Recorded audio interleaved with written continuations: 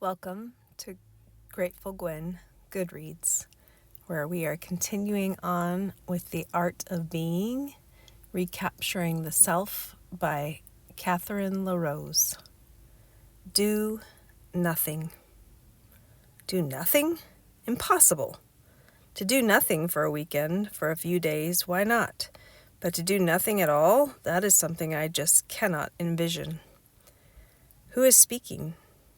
Us, them, you. Who has not said these words at one time or another? Where were you when these words were said?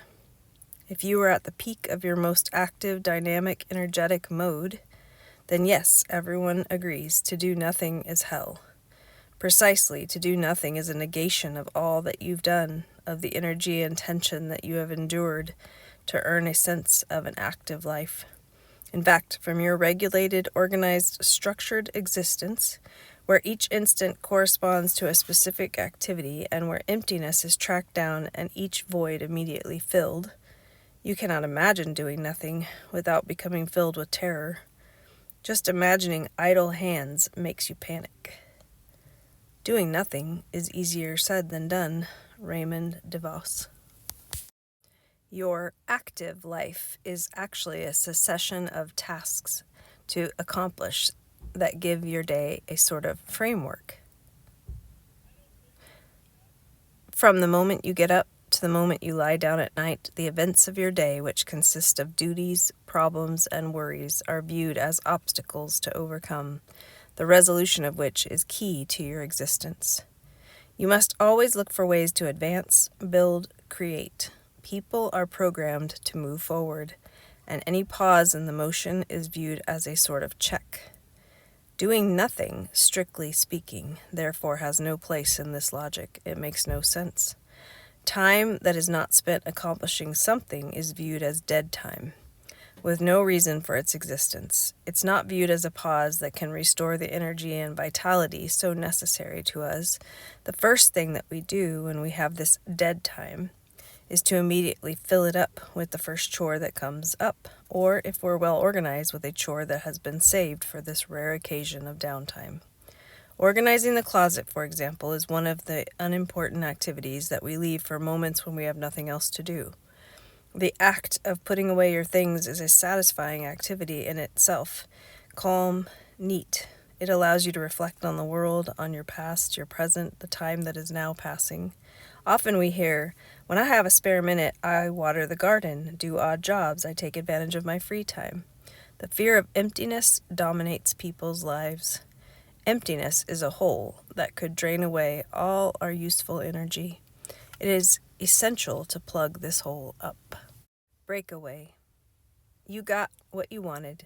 You were warned. You'll last 2 days, tops. Emptiness surrounds you. The house is silent. The telephone hasn't rung, but it is working. You just checked. You never know. This isn't some lab experiment, but something completely normal. You are alone in a house for 1 week. The village isn't far away, and you can hear the noise of the highway. The car is available, so you can leave if you want to. You have music, books, work, paper, ink, and a computer all within arm's reach. No reason to worry.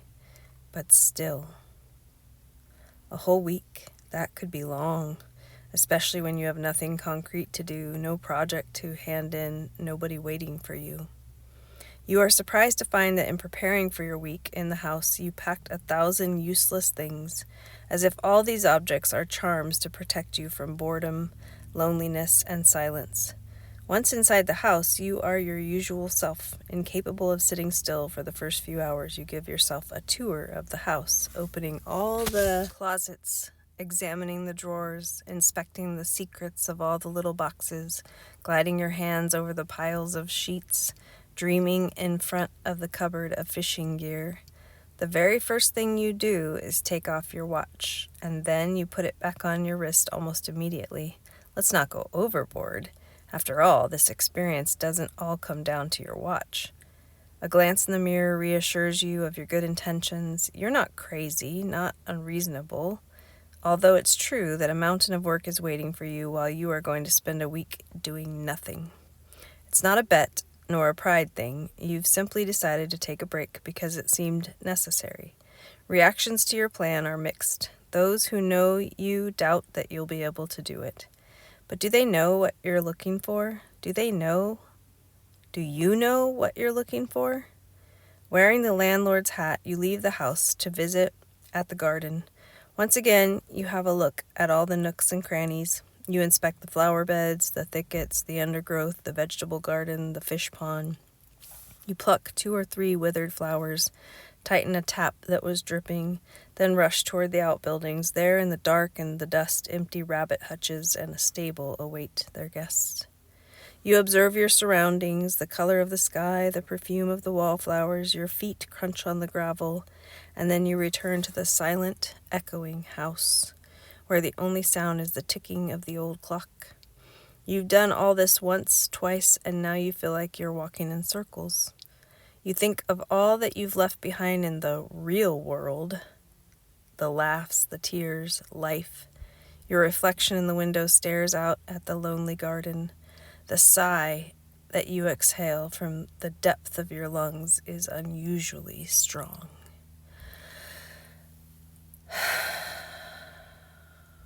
Where did it come from? It doesn't seem to be a sigh of regret, but despite everything, more like a sigh of relief.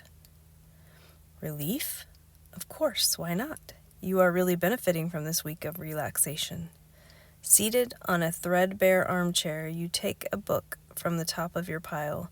The subject, as usual, is one that you are passionate about. That's why you chose it. But now something holds you back. The cord that links your thoughts and your interest has been cut, and the words on that page dance and make faces at you.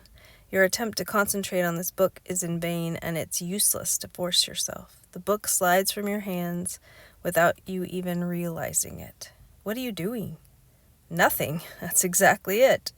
Still seated in the armchair, you listen more carefully to the clock. You follow the swing to and fro of the pendulum. In the silence of the house, each noise takes on a strange, stimulating, hypnotizing presence. Naturally, your pulse and your breathing become part of its rhythm, and you experience a soothing, relaxing sensation. A dog barks, someone calls out.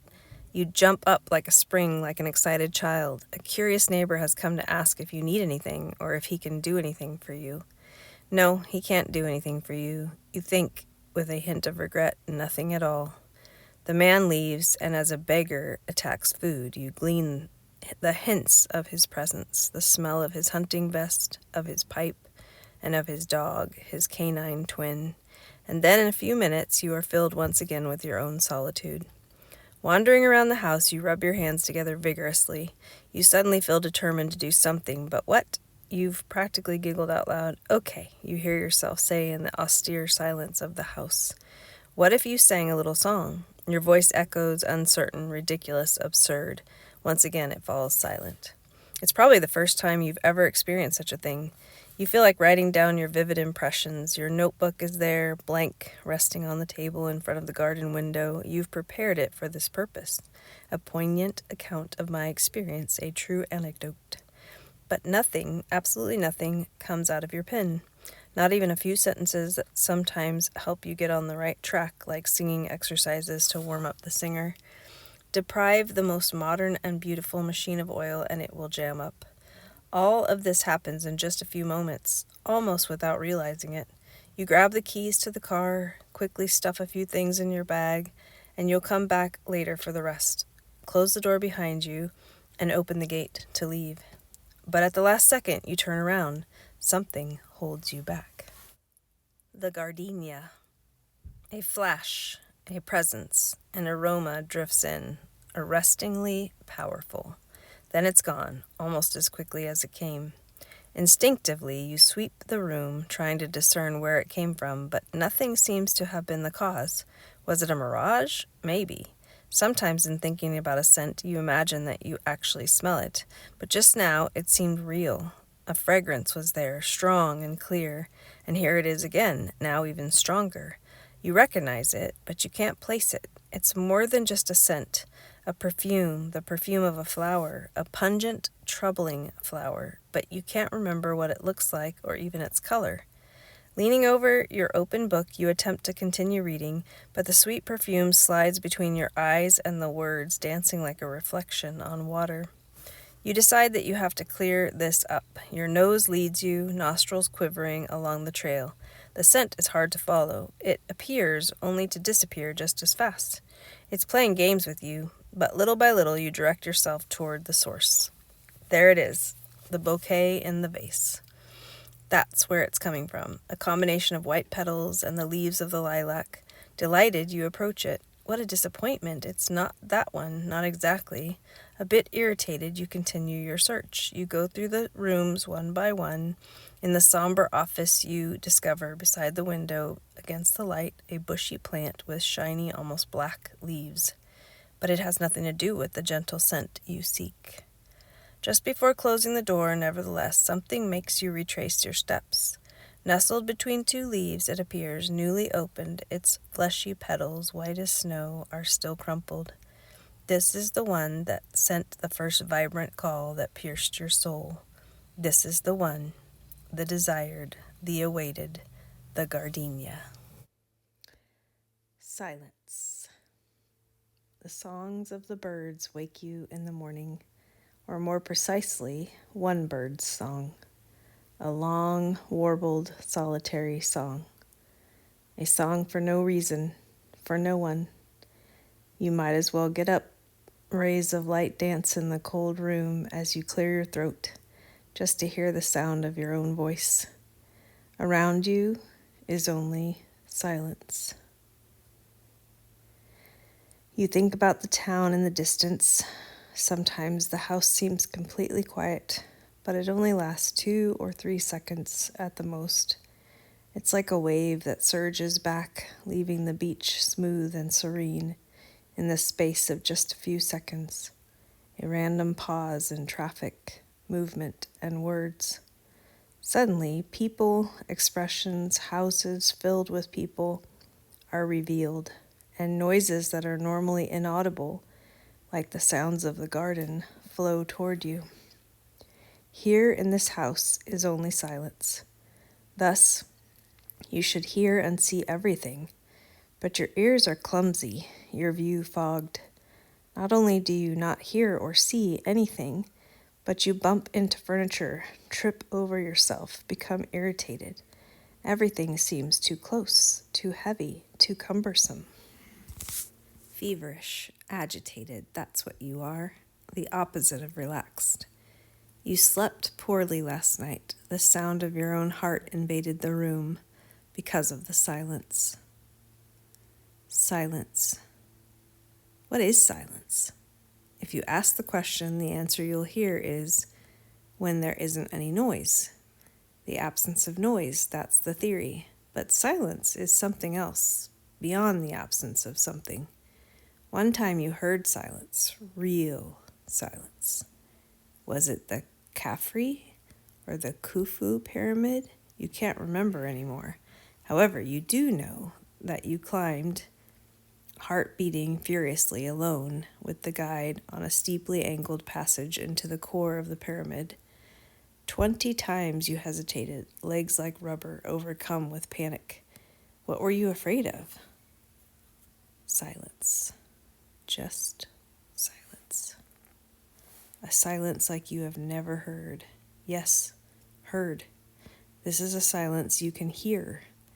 It can even be deafening, almost like never-ending thunder. It's a silence that echoes your own silence, while you have silenced within yourself, which you have silenced within yourself. What you learn as you penetrate deeper into this tangible silence is that it has a thickness, a texture, and a depth. It dwells within us, but never shows itself to us under normal circumstances, never lets itself be heard through the everyday noise. You were made of silence, and you were about to discover that, and that's what scared you. Be silent and see what comes to the surface. Silence and more silence, an expansion of silence, and silence that expands, stretching until it is more vast than all of the nights in the universe. that's what you glimpsed. Silence is not an absence. It doesn't exist merely by default, like space in a cell that exists only because it's surrounded by four walls. Silence is dynamic, a real presence, an existence. It holds energy and sense. It is not simply a lack of communication. No, it is a life, a reason to live. Silence is within us. The steps scraping under your feet, the movement of the clock, once again make themselves heard in this new day. Your ear is becoming more fine-tuned and sensitive. It registers the finest difference in sounds, just as the finger senses different words in Braille. There are echoing spaces, dull places, places where sound rises, others where it falls, some that breathe in, others that push out, for those who want to hear it. There is the relieving sound of silence. You knew that voluntary periods of silence could be beneficial, but standing here on the threshold of silence, you begin to understand its real significance. Why were you so afraid? What were you afraid of hearing? Your own voice? That of the shadows? Cries of anguish, screams of terror, scolding, evil spells, horrible moaning, smothered words, things you don't want to hear, deep, dark secrets revealed? People who never stop talking are afraid of silence. Those who have the radio and the television permanently blaring fill and cover up their own silence. They are afraid to find themselves before an empty, depopulated zone about to fall in.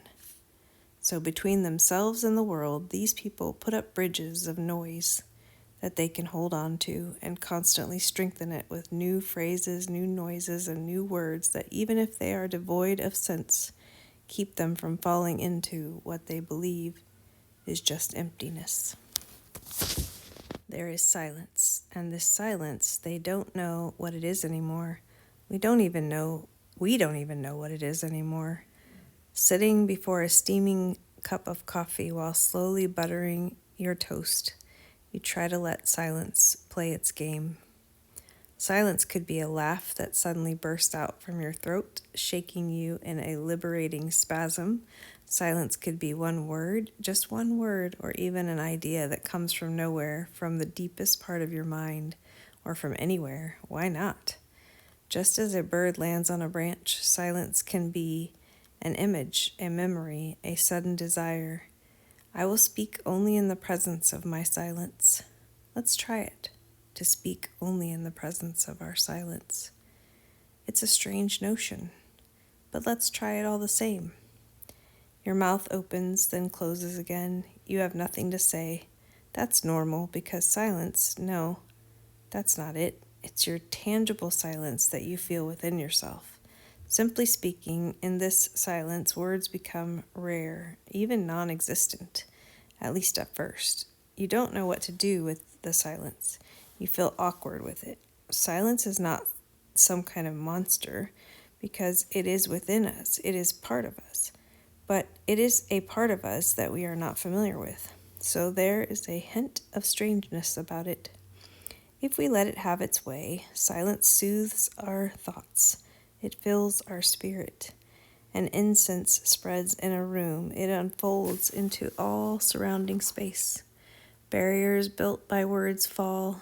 Bridges melt. Roads are erased. The landscape is once again wild, pure, beaten by the winds.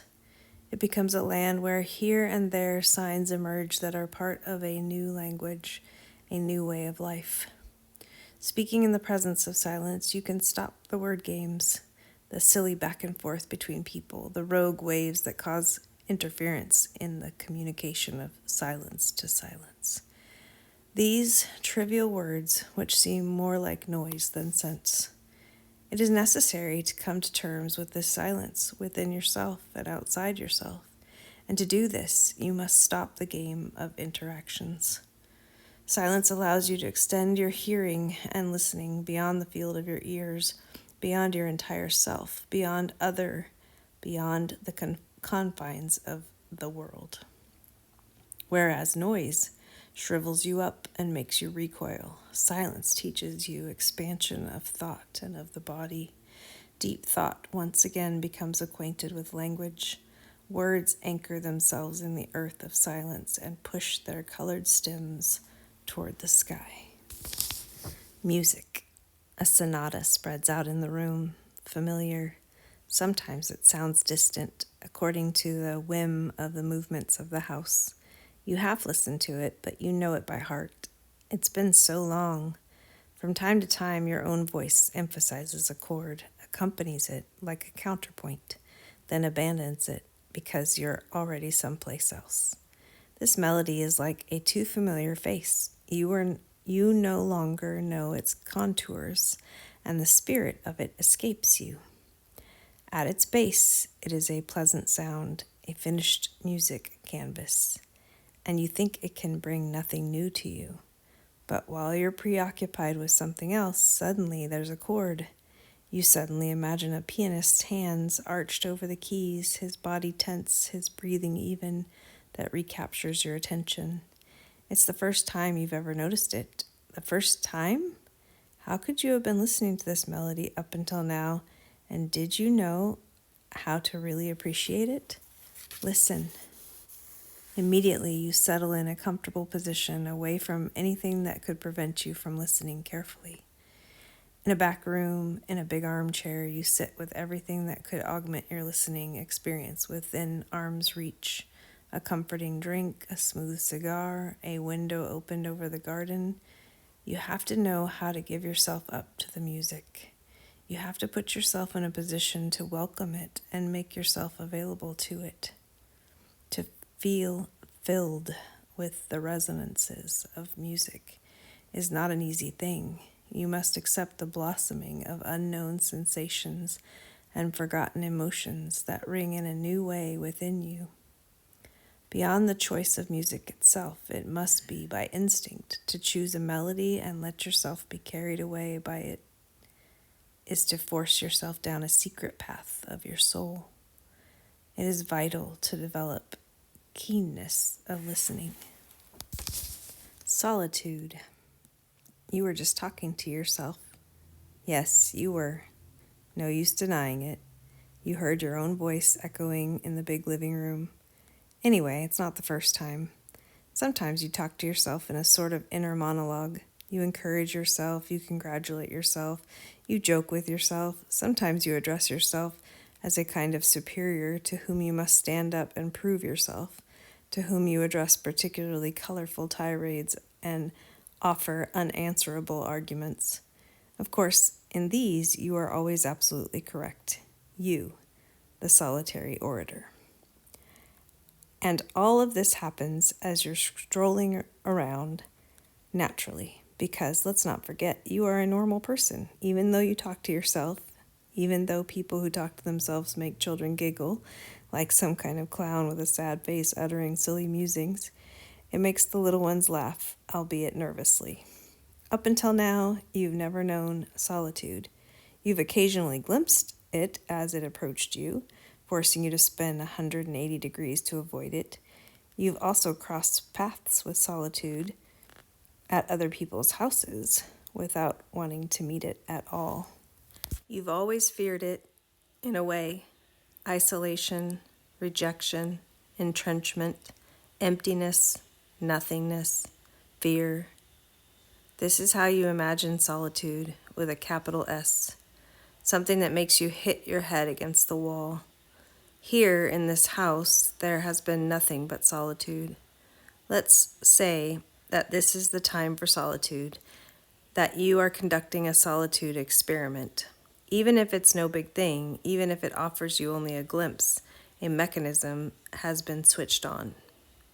The fact of being alone, speaking to no one, having no person to answer to, affects the way you perceive your place in the world. Imagine. Normally, days pass by in a series of coming and goings based on feedback from the outside world. It's always, I extend my hand, you extend yours, we reach each other and hold on. I smile at you, you smile at me, or maybe we don't, but you answer me anyway. I talk to you, you talk to me, we talk together. I touch you, you hug me, we hold each other tight.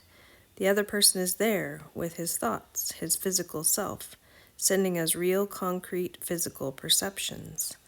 All this allows me to determine my outer limits, to check them, to permanently situate them so that I know where I stand with them, where I am, what place I take in the world, how significant I am.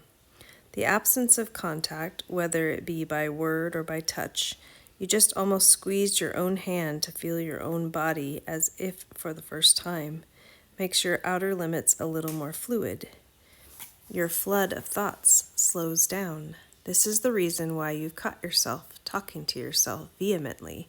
Words ramble, and movements lose their pertinence. It seems, and this is undoubtedly part of the process of finding solitude, that an off-centering takes place, a slip from the point or zone from which you normally work out your perception of the world and of yourself in this world. Here, displaced, you feel a floating sensation as you lose all sense of reference points, and a hesitation creeps into each of your thoughts and acts. But this feeling can only be transitory. Deep down, you know that solitude is more than just a floating feeling. Austerity, a sort of grandeur, emerges from the three syllables of the word.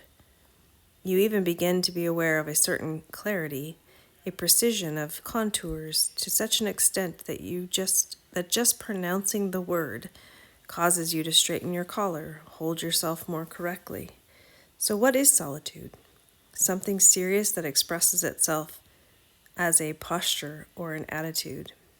Why is it then that when we bring to mind the idea of solitude, it seems to be all at the same time close yet distant, friend yet enemy, human yet inhuman, a dream yet also a fear?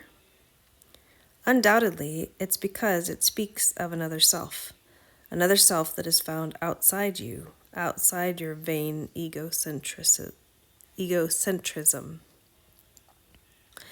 It's this other self that we experience during this displacement, this off-centering, something that is you but held away from you. That is where you can find solitude. Solitude is your shadow cast on the ground, which is simultaneously attached to you and outside you, a separate image, yet an intimate projection of yourself. If you are ever afraid of it, it's because it makes you move out from your center, forces you to go beyond your limits, and thus compels you to look at yourself, the world, and yourself within the world in a different way. This is how you feel things. Hold yourself at the outer edge of yourself, that is, separate yourself from mere sensations and feelings that come back to a more concrete place so that you can actually push against that wall as you are doing right now, pushing against the wall of the garden. Here you are, not exactly inside, but not completely outside either. You have a different look about you. You can now internalize passions, but you've also embraced the horizon of the outside world. You accept intimacy, but are in touch with the world outside your domain. You are pushed to always love and know yourself, but also to love the world, and thus to reintegrate yourself in it. The greatest thing about solitude is this detachment. The floating feeling has dissipated, replaced by something you would call lucidity, maybe another way of saying solitude. In this precious space, illusions do not last long, and you cannot hide, mask, or paint over your true face. Everything is open. There's no need to show off either. You are simply there, impoverished yet enriched. And the next section of this book, The Art of Being by Catherine Laroze, is titled Boredom. And we'll save boredom for the next time. Until next time, take care and enjoy the solitude.